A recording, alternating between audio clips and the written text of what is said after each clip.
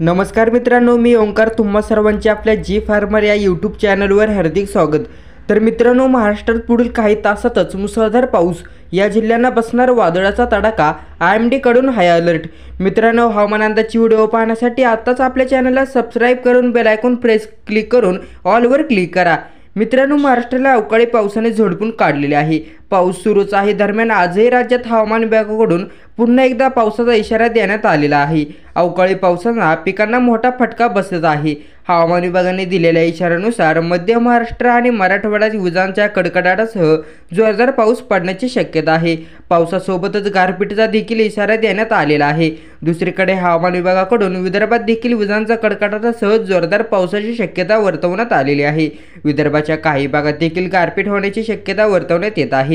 दरम्यान नुसता पाऊसच पडणार नसून पावसासोबत वादळी वाऱ्याचा देखील इशारा देण्यात आलेला आहे। या काळात वाऱ्याचा वेग ताशी 40 ते 50 किमी इतका असू शकतो, असं हवामान विभागाने म्हटले आहे। त्यामुळे पावसासोबत वादळाचा देखील तडाखा बसण्याची शक्यता आहे। हवामान विभागाकडून आज महाराष्ट्रातील नाशिक, जळगाव, अहमदनगर, छत्रपती संभाजीनगर, बीड, सातारा, पुणे या जिल्ह्यांना पावसाचा ऑरेंज अलर्ट देण्यात आलेला आहे। तर जालना, अकोला, अमरावती, नांदेड, लातूर, यवतमाळ, सोलापूर, सांगली यासह अनेक जिल्ह्यांना हवामान विभागाकडून पावसाचा येलो अलर्ट देण्यात आलेला आहे।